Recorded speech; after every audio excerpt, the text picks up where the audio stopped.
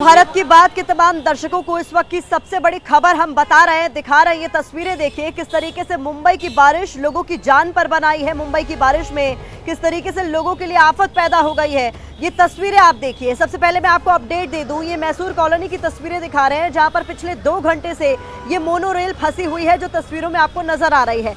छोटी सी ये ट्रेन है जिसमें कम ही कैपेसिटी में लोग सफर कर सकते हैं, लेकिन ज्यादा बारिश होने की वजह से लोग ज्यादा से ज्यादा संख्या में मोनोरेल से ट्रैवल कर रहे थे और एकाएक बिजली की सप्लाई ठप होने की वजह से ये मोनोरेल बंद हो गई, अटक गई। और उसके बाद यहाँ फंसे हुए लोगों की जो सांसें हैं वो भी अटक गई, क्योंकि पिछले 2 घंटे से वहाँ वेंटिलेशन की तमाम समस्याएं हो रही थी। लोग अंदर से मदद की गुहार लगा रहे थे। तमाम तरह की वीडियोस भी मोनोरेल के अंदर से यात्रियों ने बनाकर अपने लिए मदद की मांग की है। पिछले 2 घंटे से कुछ इसी तरीके से ये मोनोरेल फंसी रही मैसूर कॉलोनी के पास, और उसके बाद अब यात्रियों को निकालने का प्रयास किया जा रहा है, जिसके लिए क्रेन्स का इस्तेमाल किया जा रहा है। इन तस्वीरों में आप देख रहे हैं अब अंधेरा हो चुका है, लेकिन बड़ी बड़ी क्रेन्स का इस्तेमाल किया गया है। कई सारी क्रेन्स को यहाँ पर लगाया गया है, जिसमें एक एक कर अब जो अंदर फंसे यात्री हैं उनको इसकी मदद से निकालने की कोशिश की जा रही है। और जो कुछ लोग निकले, कुछ यात्री इसमें से निकले, उससे हमारे सहयोगी वैभव परब बात कर रहे थे, जिनकी रिपोर्ट अब से कुछ देर पहले आप देख रहे थे। हम आपको लगातार भारत की बात पे ये बता रहे हैं, ये रिपोर्ट्स दिखा रहे हैं कि मुंबई में इस बार की बारिश किस तरीके की आफत लेकर आई है मुंबईकर्स के लिए। इससे पहले अपडेट हमें मिल रहा था कि लोकल की जो सेवाएं हैं उस पर भी इस बारिश का अच्छा खासा प्रभाव पड़ा था। किसी तरीके से वो जो लोकल है उसे सुचारू रूप से चला लिया गया है। उसमें भी शुरुआती कुछ दिक्कतें आ रही थी, लेकिन अभी मोनोरेल की जो तस्वीरें हैं इस वक्त टीवी स्क्रीन पर आपके सामने हैं, जहां पर बड़ी तादाद में अब आप देख रहे हैं अधिकारियों को मौके वारदात पर पहुंच चुके हैं। लोगों को निकालने की कोशिश की जा रही है। फायर ब्रिगेड की टीम भी मैं तस्वीरों में देख पा रही हूं कि मौके पर इस वक्त मौजूद है। मोनोरेल में जो यात्री फंसे हुए हैं वो जब बाहर आए तो वो बता रहे हैं कि बड़ा ही ट्रॉमेटिक ये पूरा एक्सपीरियंस था, क्योंकि अंदर लोगों का दम घुट रहा था। मेरे सहयोगी गणेश ठाकुर अब मेरे साथ जुड़ गए ज्यादा जानकारी के साथ। गणेश, ये पूरा वाकया क्या है, किस वजह से ये मोनोरेल अटक गई है, कितने लोग इसमें फंसे हुए थे और कितना वक्त अब इन्हें निकालने में लग सकता है? जी देखिए प्रतिमा, इसमें करीब करीब 2 से 3 मोनोरेल ट्रैक पर फंसी हैं, क्योंकि आगे की आवाजाही एक मोनोरेल में तकनीकी खराबी आई है, जिसकी वजह से 2 मोनोरेल की गाड़ियां उसी ट्रैक में वडाला और चेंबूर के बीच में हमको देखने मिल रही है। इसमें करीब करीब 100 से ज्यादा यात्री ट्रैवल कर रहे हैं, ऐसी जानकारी मिल रही है। और वो मोनोरेल की दिक्कत ये आ रही है कि क्रेन के जरिए ही उनको बाहर निकाला जा सकता है। मोनोरेल एडमिनिस्ट्रेशन की तरफ से ये बताया गया है कि कुछ टेक्निकल इशू की वजह से कुछ पावर फेलियर शायद उसमें आया है, जिस वजह से उस ट्रेन को, मोनोरेल के इस ट्रेन को वहां पर रोक दिया गया और वो आगे नहीं आ पा रही है और उसके दरवाजे भी खुल नहीं पा रहे हैं। आप अगर तस्वीरें देखेंगी तो वहां पर एक क्रेन लगाई है, जिसके जरिए वो वहां से यात्रियों को नीचे लाने की कोशिश रेस्क्यू ऑपरेशन में हो रही है। लेकिन करीब करीब 2 से 3 घंटों से ये यात्री उस मोनोरेल में फंसे हुए थे और उसको पुलिस और साथ साथ बीएमसी और मोनोरेल के अधिकारियों की तरफ से उस मोनोरेल के दरवाजे को खोलकर बाहर लाने में काफी समय लग गया, जिसकी वजह से कई यात्रियों को सफोकेशन आई, उनका दम घुटने लगा था। और जैसे तस्वीरें दिख रही हैं, उन तस्वीरों में भी आप देख सकते हैं कि कुछ यात्री परेशान हो रहे थे और मदद की गुहार लगाते हुए नजर आए। अब मुख्यमंत्री और उप मुख्यमंत्री दोनों ने इसमें जब नजर डाला या उसमें खुद कंट्रोल लिया, तब जाकर अब इनका रेस्क्यू ऑपरेशन शुरू हुआ है। और मुंबई में आज रेल यातायात पूरी तरह मतलब गणेश, आप ये बता रहे हैं कम से कम 3-4 क्रेन्स की मदद से अब लोगों को रेस्क्यू किया जा रहा है। लेकिन मैं यहाँ पर ये समझना चाहूंगी कि आप जैसा कि बता रहे हैं कई लोग इसमें फंसे हुए हैं और क्रेन की मदद से दरवाजों को खोलकर कुछ शीशों को भी तोड़ना पड़ा है लोगों को इससे बाहर निकालने के लिए। अभी मैं अगर आपसे समझना चाहूँ कितने लोगों को अब तक रेस्क्यू कर लिया गया है, इसकी कोई जानकारी साझा की गई है क्या? सबको रेस्क्यू किया जा रहा है। जो मेरे सहयोगी वहाँ हैं बता रहे हैं, जो रेस्क्यू ऑपरेशन में जो टीमें शामिल है उनके मुताबिक 5 से 6 लोगों को फिलहाल निकाला गया है। और जो जानकारी मोनोरेल की तरफ से आई है उसके मुताबिक करीब करीब 6:15 बजे चेंबूर और भक्ति पार्क के बीच में ये मोनोरेल बंद पड़ी थी और आपातकालीन परिस्थिति में वहाँ पर मुंबई महानगर पालिका के साथ साथ मोनोरेल के अधिकारी भी वहाँ पहुंचे और उन्होंने इस बचाव कार्य को शुरू किया। लेकिन अब 2 घंटे बाद एक ट्रेन या मोनोरेल के रैक ट्रेन को खोला जा रहा है और अभी 5 से 6 लोगों को रेस्क्यू किया गया है। और भी मदद कार्य वहां पर पहुंचा गया। और क्योंकि मोनोरेल सड़क के ऊपर होती है, वहां जाने के लिए ये अगर जमीन पर होती तो रेस्क्यू करना बहुत आसान होता, लेकिन क्योंकि ये जमीन से ऊपर रेलवे ट्रैक पर बिछाई हुई मोनोरेल है, तो वहां पहुंचने में क्रेन या दूसरे साहित्य की मदद लगती है।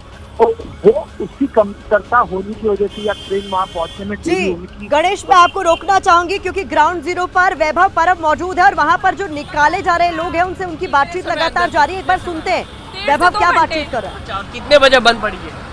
बंद आई थिंक कुछ यही 7:30 बजे 7:30। घर वालों से कोई संपर्क हुआ आपका? हाँ, कंटिन्यूसली घर वालों से संपर्क बना हुआ है तब से।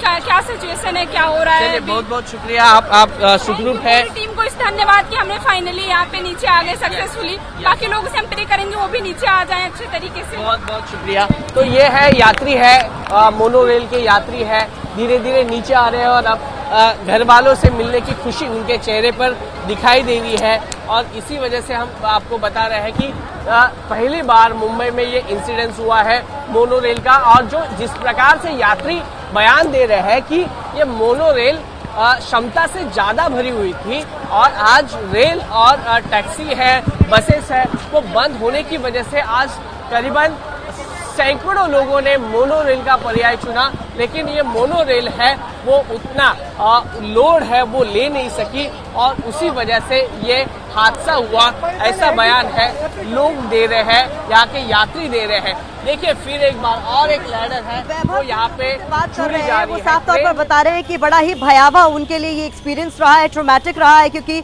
2 घंटे के करीब वो लोग फंसे रहे। लेकिन इस बीच एक बड़ी खबर आपको बता दूं, मुख्यमंत्री महाराष्ट्र के देवेंद्र फडणवीस, उनकी तरफ से ये जानकारी दी गई है कि तकनीकी दिक्कत की वजह से ये मोनोरेल फंसी हुई थी और इस दिक्कत को ठीक करने की कोशिश की जा रही है। लोगों से कहा जा रहा है कि वो संयम बरतें और उनकी तरफ से ये जानकारी भी दी गई है कि MMRDA, अग्निशमन दल और महानगर पालिका की जो सभी टीमें हैं वो घटनास्थल पर पहुंच चुकी हैं।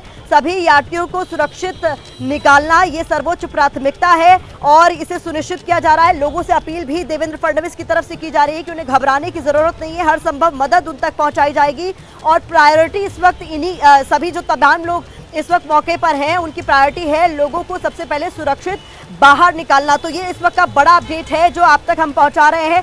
मेरे तमाम सहयोगी भी हमारे साथ बने हुए हैं, जो जानकारी मुझे मिल रही है। वैभव परब ग्राउंड जीरो पर मौजूद है, सूरज ओझा भी हमारे साथ बने हुए हैं, गणेश ठाकुर भी हम तक अपडेट पहुंचा रहे हैं। अगर वैभव आपको मेरी आवाज आ रही हो और जिन लोगों से आप बात कर रहे हैं, अगर आप उनसे समझ सके कि जो 2 घंटे तक ये लोग मोनोरेल में फंसे रहे, क्या कुछ हुआ, कितना ये ट्रॉमेटिक एक्सपीरियंस था, क्या वो सोच रहे हैं और किस तरीके से उन्हें बाहर निकाला गया। के जवान कर दिए। देखो मैं आपको एक बार फिर ये बता रहा हूँ कि ये जो इलाका है वो दक्षिण मध्य मुंबई का इलाका है, चेंबूर का इलाका है, जहाँ से फ्रीवे यहाँ से मुंबई टू ठाणे कनेक्ट करता है। उसके नियर बाय बाजू का ये इलाका है, यानी RCF कॉलोनी है, मैसूर कॉलोनी है, चेंबूर है, मानखुर है, कुर्ला है, इसके बीच का ये जो इलाका है यहाँ से मेट्रो मोनोरेल है वो चलती है। देखिए लोअर परेल हो, नीलाय रोड हो, बड़ाला हो, यानी हर्बन वाला जो रास्ता है उस हर्बन वाले रास्ते पर मोनोरेल है वो चलती रहती है। और इसीलिए आज कई यात्रियों ने भारी बारिश होने की वजह से है लोगों ने मोनोरेल का जो विकल्प चुना, लेकिन आज उनका विकल्प गलत निकला, ऐसा यहाँ पे बोलना पड़ेगा, क्योंकि हेवी लोड होने की वजह से ये मोनोरेल है वो पूरी तरह से एक तरफ झुक गई और पूरी तरह से बंद पड़ गई और इसी वजह से यात्रियों को पूरी तरह से तकलीफ सहन करनी पड़ी। यही वजह है मोनोरेल की आज पूरे दिन भर में भारी बारिश की वजह से मुंबई में ये सब यात्री है वो हेवी लोड की वजह से मोनोरेल में अटके। और ठीक है वैभव, हम तक ग्राउंड जीरो से हर एक अपडेट पहुंचा रहे हैं, वो तस्वीरें दिखा रहे हैं किस तरीके से यात्री हैरान परेशान रहे जब 2 घंटे तक ये मोनोरेल फंसी रही। और उसके बाद सीएम फडणवीस का वो बयान भी सामने आया जहां उनकी तरफ से कहा गया है कि यात्रियों को डरने घबराने की जरूरत नहीं है, जो तमाम अधिकारी हैं उन्हें मौके पर पहुंचा दिया गया है और ये सुनिश्चित करने के लिए कहा गया है कि जो यात्री हैं उनकी सुरक्षा प्राथमिकता है, सबसे पहले उनको रेस्क्यू किया जाए, यही सबसे इम्पोर्टेंट है। ऐसे में मोनोरेल जो अटकी हुई है उसकी हर एक तस्वीर, उससे जुड़ा हुआ हर एक अपडेट आगे भी आप तक पहुंचाते रहेंगे। फिलहाल आगे बढ़ते हैं। दिल्ली से बिहार तक वोट चोरी के आरोपों पर जारी विपक्ष के एक्शन की करेंगे। इस सवाल के साथ कि क्या वोट चोरी वाली लड़ाई जनता की समझ में आई? क्योंकि राहुल गांधी का आरोप यही है कि चुनाव आयोग बिहार की जनता से वोट का उनका अधिकार छीन रहा है। इसी आरोप को हथियार बनाकर राहुल गांधी वोटर अधिकार यात्रा के जरिए जनता के बीच जा रहे हैं। राहुल गांधी और तेजस्वी यादव वोट चोरी के आरोपों पर जन समर्थन जुटाने की कोशिश कर रहे हैं, लेकिन क्या बिहार की जनता को राहुल गांधी के आरोपों में दम नजर आया? आज इसी सवाल का विश्लेषण हमारी कवर स्टोरी में होगा। बिहार के साथ दिल्ली में संसद परिसर का दृश्य भी आपको दिखाएंगे, जहां वोट चोरी को लेकर विपक्ष हर दिन प्रदर्शन कर रहा है। बिहार में राहुल गांधी वोट चोरी वाले सियासी रण में उतरे हैं, तो दिल्ली में उनकी बहन और सांसद प्रियंका गांधी इस लड़ाई को आगे बढ़ा रही हैं। विपक्षी सांसदों के साथ बैनर पोस्टर लेकर प्रदर्शन कर रही हैं। इस बीच राहुल गांधी को पीएम बनाने वाली चर्चा कैसी है, ये हमारे रिपोर्ट में देखिए।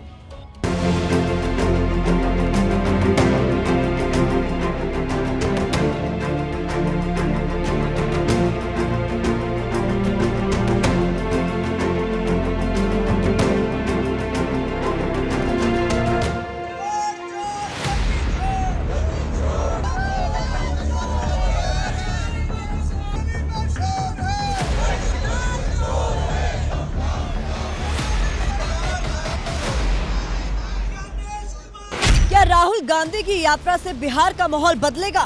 क्या वोट चोरी के आरोपों पर जनता का भरोसा जीत पाएंगे राहुल गांधी की वोट चोरी वाली लड़ाई क्या जनता को समझ में आई? राहुल गांधी की वोटर अधिकार यात्रा का बिहार की धरती पर कितना असर होगा?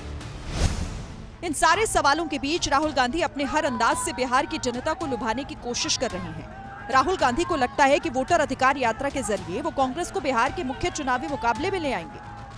बताओ, जनता को बताओ आपके साथ क्या हुआ? मेरा नाम वोटर लिस्ट में काट दिया गया है और मैं अगला लोकसभा में भी वोट दिया हूं और पोलिंग एजेंट रहा हूं। ऐसे बिहार में लाखों लोग हैं जिन्होंने वोट दिया, वोटर लिस्ट में नाम था और उनका नाम वोटर लिस्ट से काट दिया गया। राहुल गांधी की इस वोट चोरी वाली सियासी लड़ाई में महागठबंधन और इंडिया गठबंधन के दल भी उनके पीछे खड़े नजर आ रहे हैं। यही वजह है कि बिहार में राहुल गांधी ने वोट चोरी के रण का मोर्चा संभाला है, तो दिल्ली में गठबंधन की बाकी पार्टी एसआईआर और वोट चोरी पर हर दिन संसद परिसर में सरकार को घेर रही है।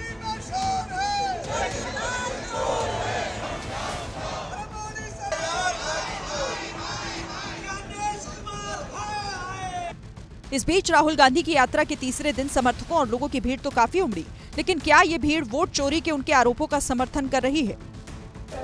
इस सवाल का जवाब तलाशने के लिए एबीपी न्यूज संवाददाता प्रतिमा मिश्रा ग्राउंड पर हैं। आप देख सकते हैं बड़ा हुजूम यहाँ पर इनके समर्थकों का पहुंचा हुआ है और यहाँ पर अब से कुछ देर पहले दोनों ही नेताओं की तरफ से अपनी बात रखी गई है।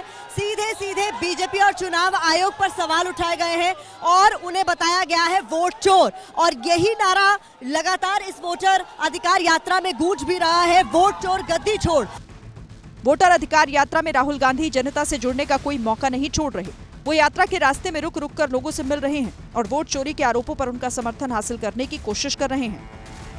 भारी तादाद में लोग इकट्ठा हुए हैं उनका अभिवादन करने के लिए। एसआईआर उसमें जो खामियां हैं उसको बार बार उजागर राहुल गांधी की तरफ से किया जा रहा है। एक बार फिर से तस्वीरें देखिए, मैं चाहूंगी कैमरा पर्सन मनोज अधिकारी कोशिश करें वो तस्वीरें दिखाने की, जहां पर ये बड़ा एक काफिला है जो कि नवादा में इस वक्त आपको चलता हुआ नजर आ रहा है। यात्रा के दौरान राहुल गांधी और तेजस्वी यादव को जब भी मौका मिलता है वो चुनाव आयोग और बीजेपी के खिलाफ शब्द भेदी बाण चला देते हैं। ये नरेंद्र मोदी, अमित शाह और इलेक्शन कमिश्नर मिलकर आपसे छीन रहे हैं और मैं तेजस्वी और यहाँ जो बाकी नेता खड़े हैं हम उनसे कहना चाहते हैं कि हम आपको बिहार का एक वोट नहीं चोरी करने देंगे। भाजपा के लोग चुनाव आयोग से मिलकर के गरीब युवाओं का वोट का अधिकार छीन रही है। कई लोगों का नाम जो है काट दिया गया है। हम लोग बिहारी एक बिहारी सब पर भारी। वोट चोरी वाली लड़ाई में तेजस्वी यादव कंधे से कंधा मिलाकर राहुल गांधी के साथ चल रहे हैं। उन्होंने तो यहां तक कह दिया कि राहुल गांधी को देश का प्रधानमंत्री बनाना है। इस बार बिहार में एनडीए को काट देंगे और अगले बार जब भी लोकसभा चुनाव होगा तो राहुल गांधी जी को प्रधानमंत्री हम लोग बनाने का काम करेंगे। तेजस्वी यादव के बयान को बिहार में सीएम उम्मीदवार के तौर पर उनके नाम का समर्थन करने से भी जोड़कर देखा जा रहा है, क्योंकि कांग्रेस ने अब तक सीएम उम्मीदवार के तौर पर तेजस्वी के नाम का समर्थन नहीं किया है। हालांकि वोट चोरी वाले आरोपों पर राहुल गांधी को प्रदेश की यात्रा में शामिल होने आए लोगों का समर्थन जरूर मिल रहा है। भाजपा है वोट चोर है और हम लोग एकजुट होकर राहुल जी और तेजस्वी प्रसाद यादव जी को हाथ को मजबूत करेंगे। चोर गद्दी छोड़ मुद्दा आप लोग को लग रहा है बहुत प्रभावित, मुद्दा बहुत ज्यादा प्रभावित होगा, इसलिए कि इलेक्शन कमीशन ने गलत कर रहा है। अगर इसको करना था तो प्रधानमंत्री के चुनाव से पहले करवा लेते हैं। अगर अपना वोट तो सबको इकट्ठा 17 महीना में हमारे तेजस्वी यादव जो काम करके दिखाए हैं वो युवाओं में एक जोश बन गया है। अभी बिहार का जनता गुमराह होने वाला नहीं है। फिलहाल सवाल यही है कि जो भीड़ राहुल गांधी की यात्रा में उमड़ रही है, क्या वो वोटों में तब्दील होगी? क्या यात्रा के जरिए राहुल गांधी वोट चोरी की लड़ाई को जनता तक पहुंचाने में सफल होंगे? इसका जवाब बिहार विधानसभा चुनाव के नतीजे ही देंगे। वोट चोरी राजनीति का ऐसा विषय है जो आरोपों के साथ आंकड़ों के फेर में फंसा है। अक्सर जब ज्यादा आंकड़े सामने आते हैं तो लोगों के दिमाग चकरा जाते हैं। यही वजह है कि आज हम सवाल पूछ रहे हैं कि क्या वोट चोरी वाली लड़ाई जनता के समझ में आए, क्योंकि जब जनता से सीधा सवाल पूछा जाता है तो वो उसका सीधा जवाब देती है। इसलिए हमने बिहार के अलग अलग जिलों में राहुल गांधी की यात्रा को लेकर प्रदेश की जो जनता है उससे वोट चोरी के मुद्दे पर बात की है। जनता क्या कह रही है इस रिपोर्ट पे देखिए।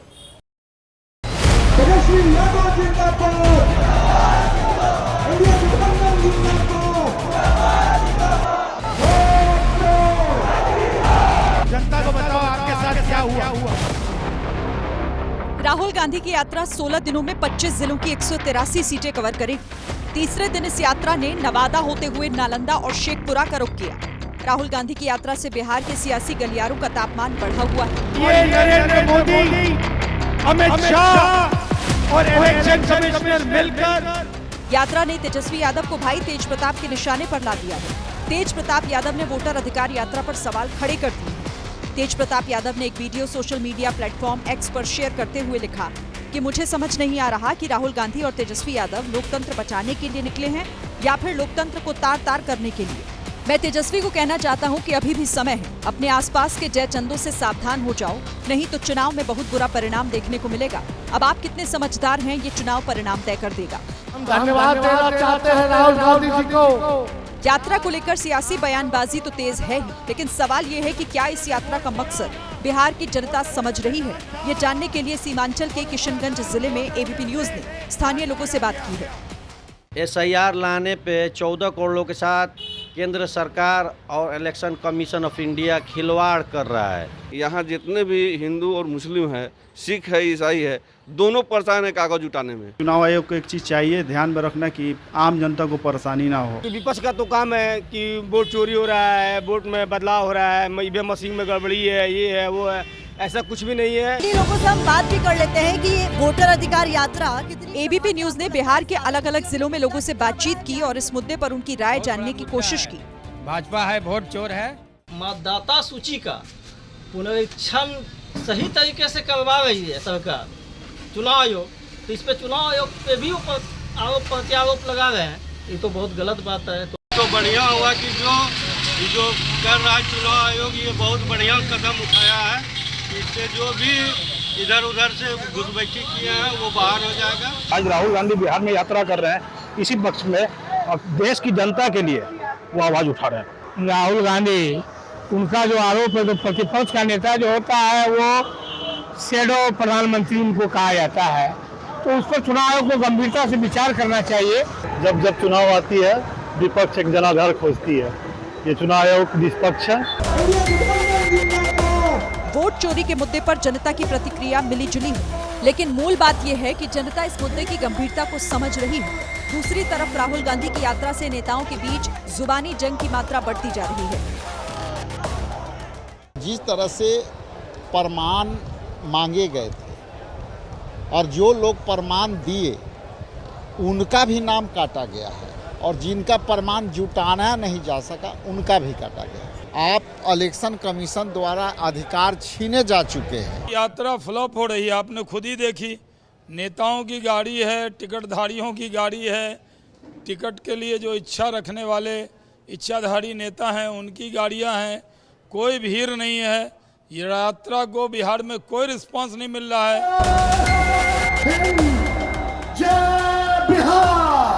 गौर करने वाली बात यह है कि बिहार में बाकी सारे चुनावी मुद्दे गुम हो चुके हैं।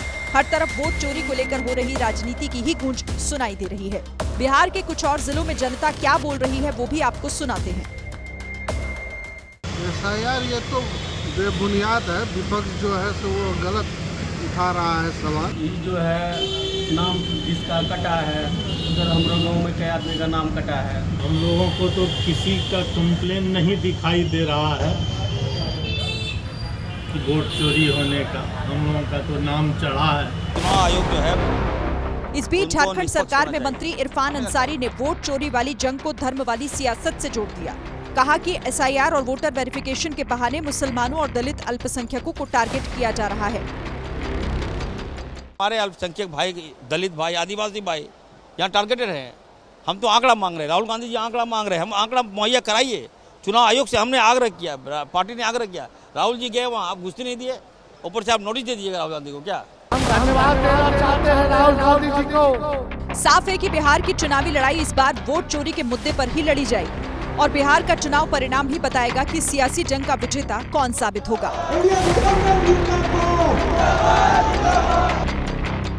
धराली में आए आपदा की आपको याद ही होगी। आज भी धराली की जमीन में दबे शवों को खोजा जा रहा है। अब बद्रीनाथ धाम के लोगों ने भी ऐसी ही आपदा की आशंका व्यक्त की है। दरअसल बद्रीनाथ में पुष्करधामी सरकार ने मास्टर प्लान लागू किया है।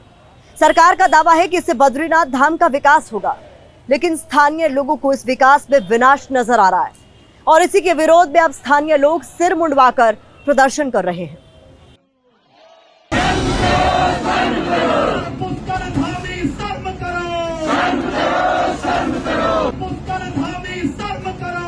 उत्तराखंड के बद्रीनाथ के फिजाओं में विरोध की आवाज गूंज रही है।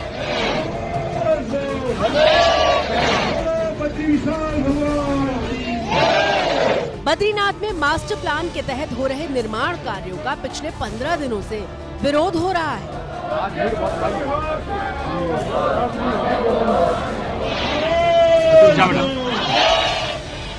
सिर मुंडवाते लोगों के चेहरे पर चिंता है। ये लोग बद्रीनाथ में विकास तो चाहते हैं, लेकिन इन्हें लग रहा है कि यहाँ विकास के नाम पर विनाश वाला मास्टर प्लान लागू किया जा रहा है। दरअसल उत्तराखंड की धामी सरकार ने केदारनाथ की तरह बद्रीनाथ में भी मास्टर प्लान लागू किया है। धामी सरकार ने बद्रीनाथ मास्टर प्लान के लिए कुछ घरों और दुकानों को तोड़ा है। लोगों का आरोप है कि सरकारी बिल्डिंग 9 मीटर और प्राइवेट भवन 6 मीटर तक ही बनाए जा रहे हैं, जो कि गलत है। मास्टर प्लान के तहत सरकार बद्रीनाथ में 500 करोड़ रुपए से विकास कर रही है। दावा है कि इससे बद्रीनाथ धाम और भव्य दिखेगा, लेकिन लोगों के विरोध को देखते हुए अब बीजेपी के सुर बदल रहे हैं। केदारपुरी और बद्रीनाथ के क्षेत्र के सभी लोगों से कि एक बार माननीय मुख्यमंत्री जी से बातचीत करके जहां भी उनको प्रॉब्लम आ रही है, जहां भी दिक्कतें आ रही है और उनको लगता है कि ये मास्टर प्लान हमारे हित में नहीं हो रहा है, तो उस विषय पे चर्चा करके उसका समाधान किया जा सकता है। मास्टर प्लान के तहत अलकनंदा तट पर धड़ल्ले से निर्माण हो रहा है। स्थानीय लोगों को आशंका है कि इससे नदी का कटाव बढ़ेगा, जो कभी भी आपदा की वजह बन सकता है। इसके अलावा रास्ते से कई शिलाओं को हटाया जा रहा है, जिन पर लोगों की आस्था है। विकास के हमेशा से ही स्थानीय लोग पक्षधर रहे हैं और वो भी सृजनात्मक विकास। हम विध्वंसात्मक विकास के विरोधी हैं। मास्टर प्लान के तहत बद्रीनाथ में हो रहे इन कामों को लेकर कांग्रेस कह रही है कि मानक सबके लिए बराबर होने चाहिए। सरकारी जो आवास हैं उनकी हाइट 9.5 मीटर और जो लोगों के स्थानीय व्यवसाय जो बनाना चाह रहे हैं उनको 6.5 मीटर की परमिशन दी जा रही है। एक जैसे मानक क्यों नहीं? प्रदर्शनकारियों का आरोप है कि बद्रीनाथ के मास्टर प्लान पर सरकार ने लोगों से कोई सलाह नहीं ली। सरकार जिन घरों को तोड़ रही है उनके लिए भी कोई पुनर्वास नीति तैयार नहीं है। विकास के नाम पर पहाड़ों में जो हो रहा है उसे धराली में हम सब देख चुके हैं। आज पहाड़ से एक और तस्वीर आई जहां देखते ही देखते घर मिट्टी में बदल गया। बद्रीनाथ के लोगों को डर है कि अगर विकास के नाम पर ऐसे ही काम किया गया तो बद्रीनाथ में भी घर इसी तरह से गिरने लगेंगे।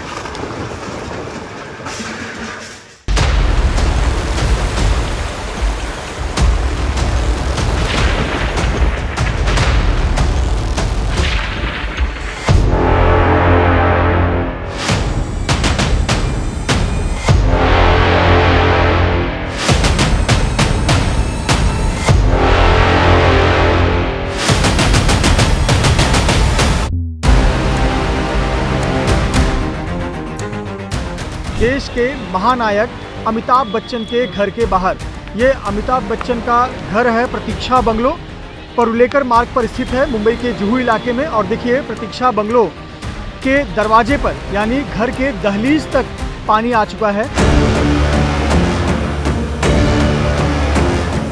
लेकिन इस बीच जिस प्रकार की भयावह बारिश हो रही है, ये देखिए कितना खतरनाक है कि अगर कोई इन लहरों की चपेट में आ जाए, समुद्र में अंदर जाए, तो यहाँ देखिए समुद्र में किस प्रकार की ऊंची लहरें हो रही हैं।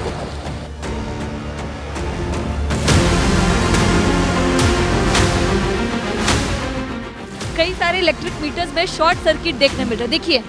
देखिए वो तस्वीर, शॉर्ट सर्किट हो रहा है वहाँ पर। वो जो मीटर है उसमें से धुआं निकल के उसके अंदर पानी चला जा रहा है और वही पानी, वही तार अगर इस पानी में आ जाए तो और भी ज्यादा दिक्कत होगी।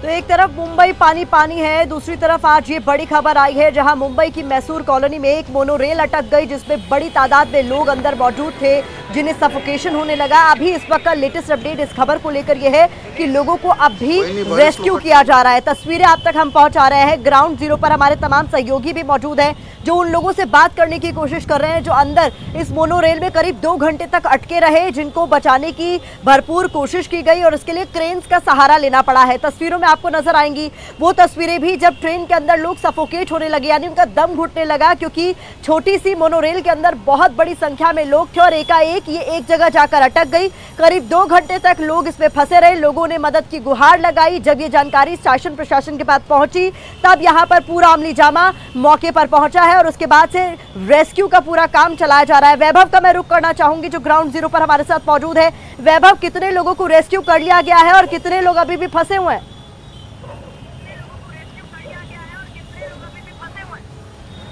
जी 100 से ज़्यादा है, सैकड़ों से ज़्यादा लोग हैं वो रेस्क्यू कर चुके हैं। अब मैं आपको एक सीधी तस्वीरें दिखा रहा हूँ। यहाँ पे 2 लैडर के माध्यम से है वो रेस्क्यू ऑपरेशन यहाँ पे चल रहा है और दूसरी तरफ 2 क्रेन है उसके माध्यम से यात्रियों को नीचे लाया जा रहा है। देखिए ये क्रेन है, क्रेन के माध्यम से भी लोगों को ऊपर से नीचे लाया जा रहा है। आज का दिन मुंबई के लिए कुछ खास नहीं गया। सुबह से बारिश चल रही थी, सड़कों पर पानी भरा हुआ था और दूसरी तरफ रेल बंद होने की वजह से, सड़कों पर पानी होने की वजह से रेल और टैक्सी बंद होने की वजह से आज मोनो रेल में ज़्यादा भीड़ थी। देखिए सबसे पहले तो मैं आपको ये इलाका है वो समझा देता हूँ। ये हार्बर का इलाका है, जैसे वडाला हो, चेंबूर हो, मानकुर हो, या RCF का भाग है, मैसूर कॉलोनी का भाग है। यहाँ पे ये मोनो रेल है वो थोड़ी सी गिरते गिरते बच गई है, पूरी तरह से टेढ़ी हो गई है। देखिए सफोकेशन होने की वजह से यहाँ पे स्ट्रेचर से कई एक यात्री को लेकर जा रहे हैं। यहाँ पे मुंबई पुलिस की टीम है, साथ ही साथ में मेडिकल की टीम है, एम्बुलेंस है, फायर ब्रिगेड के जवान की मदद से यहाँ पे है लोगों को रेस्क्यू किया जा रहा है। मेरे साथ एक यात्री है, हम उनसे बातचीत करेंगे। देखिए पानी की बोतल, बिस्किट सब देने का यहाँ पे काम शुरू है। क्या हुआ था और आपको कैसे रेस्क्यू किया गया? सबसे पहले आपका नाम बताइए। भूषण पांडुरंग जाने। मैं अभी परियाल में टाटा हॉस्पिटल में जॉब में हूँ। मैं अभी लोकल ट्रेन बंद थी इसलिए मैं सोचा कल से मोनो से प्रवास कर रहा था, लेकिन वो अचानक ओवरलोड हो गया। जब मुझे तो लगता है ओवरलोड हो गया, ज्यादा तो आदमी। ये वो लोग हैं जिनसे वैभव बात कर रहे हैं लगातार, जो इसी मोनोरेल के अंदर फंसे हुए थे, बहुत परेशान रहे 2 घंटे तक, लेकिन अब इन्हें रेस्क्यू कर लिया गया है। मेरे सहयोगी बता रहे हैं कि 100 से ज्यादा लोगों को निकाल भी लिया गया है, लेकिन रेस्क्यू अभी भी फिलहाल चल रहा है। मुख्यमंत्री देवेंद्र फडणवीस की तरफ से जानकारी दी गई थी कि किसी टेक्निकल फॉल्ट की वजह से, यानी तकनीकी कोई खामी आई थी जिसकी वजह से मोनोरेल अचानक बंद पड़ गई, लेकिन अब इसे दुरुस्त करने का पूरा प्रयास किया जा रहा है। तो कुल मिलाकर इस खबर को लेकर जो भी अपडेट होगा आगे भी आप तक किसी तरीके से पहुंचाते रहेंगे। मजाक नहीं है तो जवाब दे मुंबई शहर को संभालने वाले लोग कि आखिर जो शहर सबसे ज्यादा टैक्स भरता है उसे हर साल बारिश के महीने में डूबने के लिए छोड़ क्यों दिया जाता है। बार बार एक ही सवाल तो पूछा जाता है कि मुंबई की व्यवस्था को संभालने वाली बीएमसी के पास पैसों की कोई कमी नहीं है, तो इस शहर में रहने वाले लोग बेचारे और मजबूर क्यों दिखाई देने लगते हैं। देश की आर्थिक राजधानी कहा जाने वाला मुंबई अपनी रफ्तार के लिए जाना जाता है, लेकिन देखिए इस शहर का नसीब। 2 दिन लगातार बारिश हो जाए तो यहाँ की जो नागरिक हैं वो सड़कों पर रेंगते हुए दिखाई देते हैं। आज ऐसी हर तस्वीर हुक्मरानों से सवाल पूछ रही है, जो सत्ता में बैठे हैं उनसे भी, जो कार्यकाल पूरा करके चले गए उनसे भी, कि जब जनता के हाथ में फैसले लेने की ताकत दी तो आपने मुंबई को डूबने से बचाने के क्या इंतजाम किए।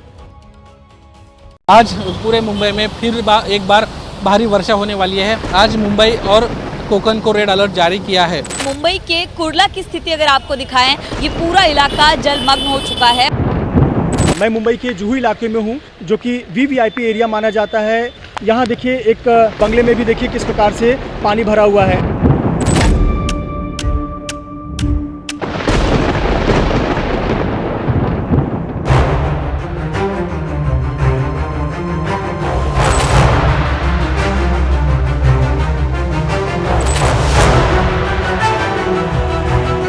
इस तस्वीर में जो पीड़ा है, क्या उसका जवाब देने वाला कोई है?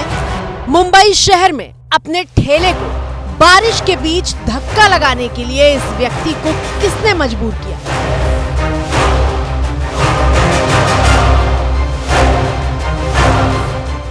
अगर आज इस शख्स के घर चूल्हा नहीं जलेगा तो जिम्मेदार कौन होगा?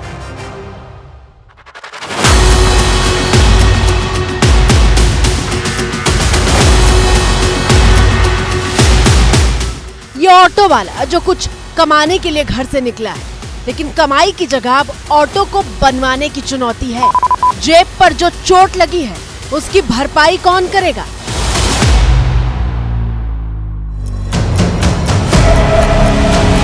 कोई साइकिल पर पॉलिथीन से ढककर अपने सामान को बचाने की कोशिश कर रहा है, तो कोई स्कूटी से अपनी मंजिल तक पहुंचने के लिए संघर्ष कर रहा है।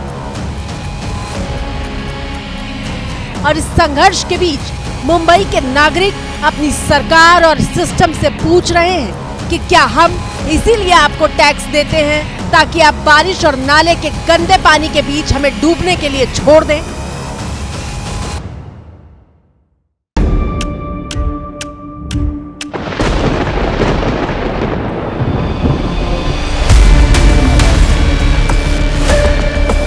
तस्वीरें मुंबई के कुर्ला की हैं, जो खुद ही अपनी बदहाली की गवाही दे रही है। सड़क के एक तरफ के हिस्से में लोग कमर से ऊपर तक पानी में डूबे हैं। और देखिए कैसी विडंबना है। बारिश से बचने के लिए घर से हाथ में छाता लेकर निकले थे, लेकिन सिस्टम की नाकामी ने गंदे दरिया के बीच छोड़ दिया। मुंबई के कुर्ला की स्थिति अगर आपको दिखाएं तो पूरे कुर्ला के इलाके में आपको जल जमाव दिखाई देगा। आने जाने वाली गाड़ियों को तो सोचिए, लोगों को चलने के लिए यहाँ पर जगह नहीं है। लोगों के घरों और दुकानों में यहाँ पर पानी भर चुका है। यहाँ तकरीबन 3 से 4 फीट के ऊपर जो पानी है वो सड़क पर दिखाई दे रहा है। अस्पताल की तस्वीर दिखाते हैं, अस्पताल के गेट के अंदर तक पानी भरा है। ऐसे में आने जाने वाले अगर मरीज होंगे तो उनको खासा मुश्किलों का सामना करना पड़ेगा। ये टॉप एंगल तस्वीरें आपको दिखा रहे हैं कुर्ला की। ये कुर्ला का मुख्य इलाका है और यहाँ से बैंड्रा और थाने के लिए जाने वाला जो रास्ता है वो गुजरता है, लेकिन हर इलाके में, हर कोने में यहाँ पर ये जल जमाव जो है वो देखने मिल रहा है, जिसके चलते ट्रैफिक बहुत ज़्यादा प्रभावित हुआ है। एबीपी न्यूज संवाददाता नम्रता दुबे पुल के ऊपर से खड़े होकर आपको ये तस्वीर दिखा रही थी। नीचे सड़क पर समंदर दिख रहा है और ऊपर लोग कई किलोमीटर लंबे जाम में फंसे हैं। लेकिन मुंबई का सिस्टम तो हैंग है, जो बारिश में काम करना ही बंद कर देता है। लोग यहाँ जिस तरह चल रहे हैं उनके घुटनों तक पानी भरा हुआ है और इसके चलते जो बांद्रा कुर्ला लिंक रोड है, यानी कि आसपास के जितने भी दफ्तर हैं उनको छुट्टी देनी पड़ रही है, उन दफ्तरों को बंद करना पड़ रहा है क्योंकि पानी जो है वो निकल नहीं रहा है और लगातार बरसात के चलते जो जल जमाव है, जो पानी का लेवल है वो यहाँ बढ़ता जा रहा है। अब तक सुनते थे कि मुंबई के सिर्फ निचले इलाके डूब रहे हैं, लेकिन इस बार बारिश ने मुंबई नगरी के पॉश इलाकों में मौजूद बड़ी बड़ी कोठियों के भीतर भी अतिक्रमण कर दिया। मैं मुंबई के जुहू इलाके में हूँ। जुहू इलाके का ये इंद्रवदन रोड है, जो कि वीवीआईपी एरिया माना जाता है। नामी सितारे, बॉलीवुड के सितारे यहाँ पर रहते हैं। लेकिन देखिए, लगातार भारी बारिश की वजह से सड़कों के साथ साथ अब सोसाइटी में भी पानी जाने लगा है। ये सामने आपको जय हिंद सोसाइटी नज़र आएगी, जुहू का फर्स्ट रोड पर स्थित है। और देखिए, सोसाइटी के अंदर अब पानी जाने लगा है। यहाँ देखिए, एक अर्जव नाम का जो बंगलो है, उस अर्जव नाम के बंगले में भी देखिए किस प्रकार से पानी भरा हुआ है। ऐसे बहुत सारे बंगलों हैं जिनका बेसमेंट भी है और देखिए, सड़कों से जब पानी इस प्रकार से बहता है तो बेसमेंट में भी पानी चला जाता है। अगली तस्वीर देखिए, ये महानायक अमिताभ बच्चन का बंगला है, जिसके गेट पर इतना पानी है कि ठीक से खड़ा हो पाना मुश्किल हो गया। ये अमिताभ बच्चन का घर है, प्रतीक्षा बंगलो, परुलेकर मार्ग पर स्थित है, मुंबई के जुहू इलाके में। और देखिए, प्रतीक्षा बंगलो के दरवाजे पर, यानी घर के दहलीज तक पानी आ चुका है और पानी जमा है। और देख सकते हैं आप, जो सिक्योरिटी कर्मचारी हैं वो दरवाजे पर खड़े हैं, उनके पैर भी जो हैं वो पानी में डूबे हुए हैं। जरा सोचिए, ये देश के सबसे अमीर शहर का हाल है।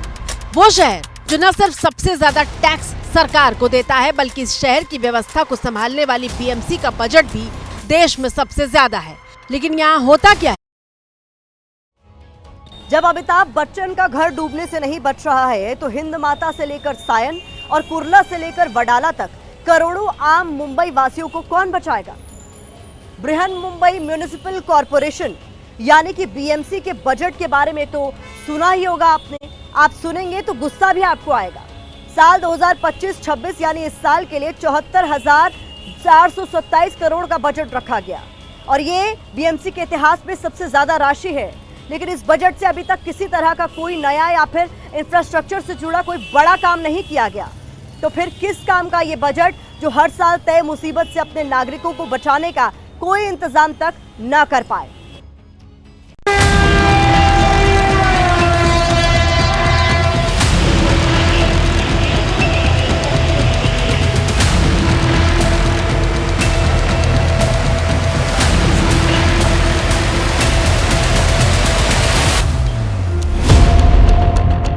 मुंबई के रेलवे ट्रैक भी भारी बारिश में डूबे हुए हैं और लाइफलाइन कही जाने वाली लोकल ट्रेन भी बेबस दिखाई दे रही है। अभी तो ट्रेन बंद है, हमारा तो हार्बर लाइन पूरा बंद हो चुका है, तो अभी घर पे जाने के लिए मुश्किल हो गई है। 1 घंटे से यहाँ पे खड़े हैं, तो अभी तक तो कुछ ट्रेन है नहीं चालू, तो जल्दी से जल्दी चालू हो जाए बस। था सवेरे से भर रहा है ना, वाई डे कल भी भरा, अरेंज फॉर एडिशनल पंप्स क्यों नहीं किया भाई? रेलवे सो रही है क्या? कब जागेंगे ये लोग, कब जागेंगे बताओ? हर साल का समस्या है ना ये। हर टाइम का रेलवे का है, रेलवे को मालूम नहीं है कि हर टाइम कुर्ला दादर में पानी भरता है, तो उसके लिए प्रोविजन कुछ करना है। जब भी सब प्रॉब्लम होगा तभी रेलवे जगह चालू हो जाएगी क्या? ये सब गलत है ना। और बाद में हम दिलगिरी व्यक्त करते क्यों करते हैं? क्यों मत करो कुछ भी। मजबूर होकर यात्री पैदल ही एक स्टेशन से दूसरे स्टेशन तक का सफर तय कर रहे हैं।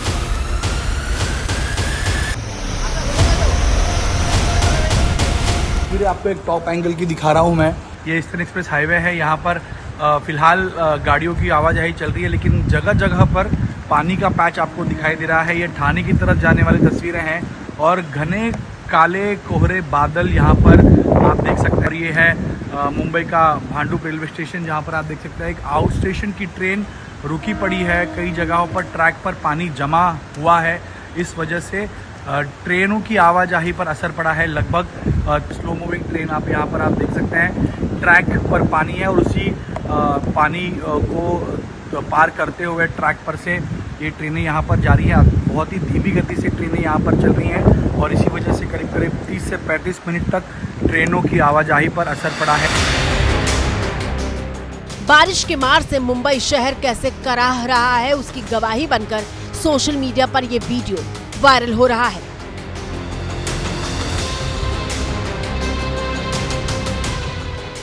चमचमाता हुआ मॉल और पीवीआर दिखाई दे रहा है, लेकिन मॉल की सीढ़ियों को सिस्टम की नाकामी से पैदा हुई लहरें छूती हुई जा रही हैं।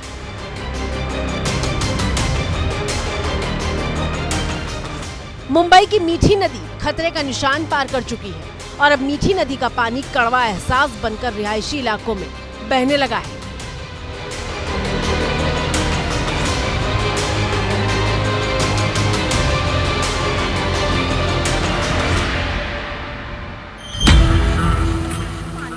मीठी नदी के कहर की ही एक और तस्वीर देखिए।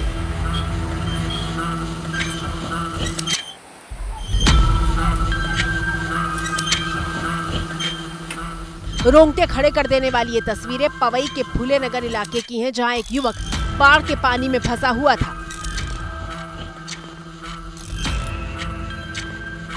बहाव इतना तेज था कि एक एक सेकंड भी भारी लग रहा था। वो एक टहनी का सहारा लिए था। आनन फानन में रस्सी फेंककर उसे बचाने की कोशिश होती है, लेकिन युवक रस्सी का सिरा नहीं पकड़ पाता और तेज बहाव में बहने लगता है।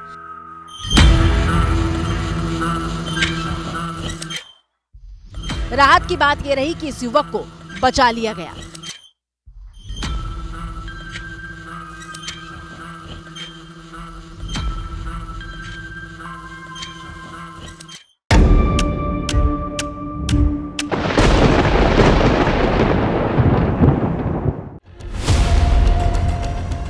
लेकिन सवाल यह है कि संसाधनों की कोई कमी नहीं होने के बाद भी मुंबई की ऐसी बदहाल तस्वीर क्यों सामने आती है। ये लोग काम पर निकले हैं, दफ्तर पहुंचने के लिए विक्रोली स्टेशन के रास्ते पर हैं, लेकिन देखिए एक एक कदम इनके लिए किसी अग्नि परीक्षा से कम साबित नहीं हो रहा।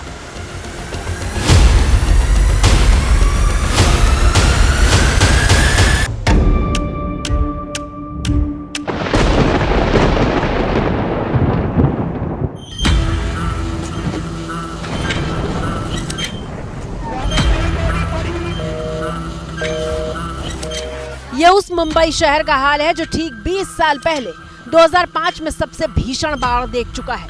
ऐसी बारिश जिसने मुंबई को सिर्फ डुबोया नहीं था बल्कि 1000 से ज्यादा जानें ले ली थी, लेकिन मुंबई के सिस्टम ने कोई सबक नहीं लिया।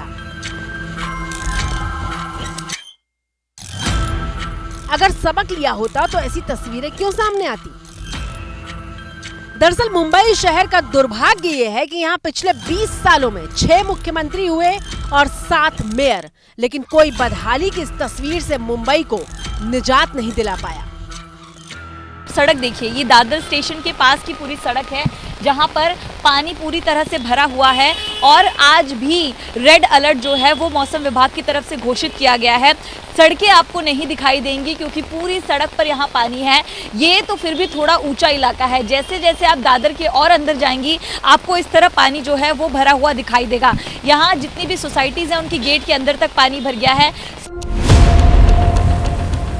तो चलिए आज सीधे सीधे उन्हीं से हिसाब मांग लेते हैं जिनके कंधों पर इस तस्वीर को बदलने की जिम्मेदारी थी। साल 2004 से 2008 तक महाराष्ट्र में विलासराव देशमुख की सरकार थी। उन्हीं के कार्यकाल में मुंबई में 2005 वाली त्रासदी हुई थी, लेकिन उसके बाद आई सरकारों ने भी उस त्रासदी से कोई सबक नहीं लिया। 2008 से 2010 तक महाराष्ट्र की कुर्सी पर बैठने वाले अशोक चव्हाण क्या इस बात का जवाब देंगे कि मुंबई को डूबने से बचाने के लिए उनकी सरकार ने क्या किया। 2010 से 2014 तक महाराष्ट्र के सीएम रहे पृथ्वीराज चव्हाण, क्या आप बताएंगे कि आपने 4 साल में ऐसे कौन से कदम उठाए जो मुंबई को बचाने के लिए थे। 2014 से 2019 तक महाराष्ट्र में देवेंद्र फडणवीस की सरकार रही और मौजूदा वक्त में भी उनकी ही सरकार है, लेकिन शहर का नसीब नहीं बदला। मुंबई में भी 300 mm बारिश करीब करीब हुई है, जिसके कारण कुछ डिस्ट्रप्शंस निर्माण हुए, लेकिन अभी पानी नीचे जा रहा है। बड़े पैमाने पर इसमें भी कार्रवाइयां की जा रही है। मीठी नदी में उसके लेवल ऊपर जाने के कारण वहां के कुछ लोगों को इवैक्यूएट किया था, लेकिन अब मीठी नदी की लेवल भी नीचे जा रही है। लेकिन आने वाले कुछ घंटों में अभी भी रेड अलर्ट मुंबई में है और कोकण के इलाकों में और घाट के इलाकों में सब जगह रेड अलर्ट है, कुछ जगह ऑरेंज अलर्ट भी है, तो उनको भी किस प्रकार से एहतियात बरतना है ये बताया गया है।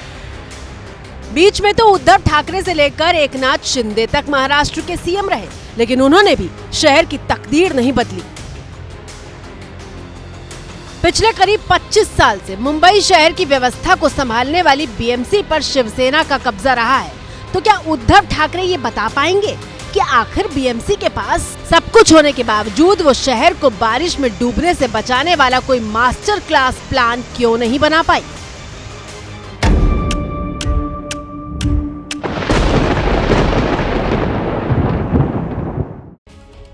क्या आप जानते हैं कि दुनिया के जो 10 सबसे अमीर शहर हैं उनमें से एक मुंबई है।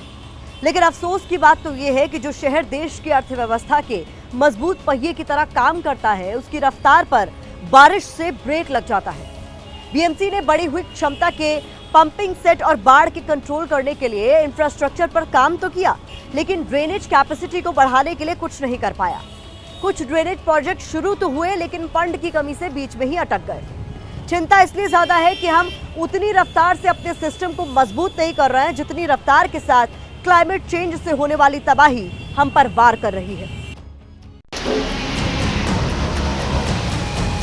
ये महाराष्ट्र के पालघर जिले के वसई से आई तस्वीरें हैं और गौर कीजिएगा, ये स्मार्ट सिटी की तस्वीरें हैं। लेकिन इसे स्मार्ट सिटी की जल समाधि ना कहें तो क्या कहें। कार की छत डूबने से बस बाकी रह गई है और तेज बारिश को देखकर लगता है कि कुछ देर बाद ये निशान भी बाकी नहीं रहेगा।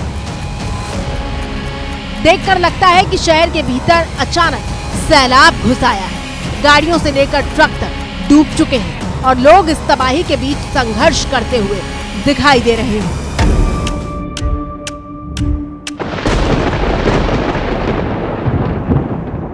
हालात सिर्फ मुंबई में ही नहीं बल्कि पूरे महाराष्ट्र में बिगड़े हुए हैं। महाराष्ट्र में बारिश से 12 लोगों की मौत हो चुकी है, जबकि अकेले नांदेड़ में 9 लोगों की जान जा चुकी है। हमारी अपील है कि हालात जब तक नहीं सुधरते तब तक बहुत ज्यादा जरूरी होने पर ही घरों से बाहर निकलें। सावधान रहें, सुरक्षित रहें। इसी के साथ मुझे दीजिए इजाजत। कल रात 8 बजे आप सभी से फिर होगी मुलाकात।